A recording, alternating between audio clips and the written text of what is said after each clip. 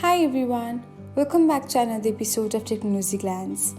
In this video, I'm going to guide you through how you can disable the flashback of memories on Snapchat. So, let's get started.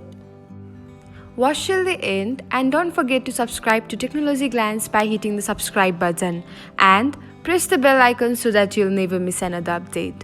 Without further ado, let's get started. First of all, open the Snapchat app on your device. Now tap on your profile icon. After that, select the gear icon. Now find memories and tap on it. After that, toggle off the button beside the flashback. And that's it. This will disable the flashback of memories on Snapchat.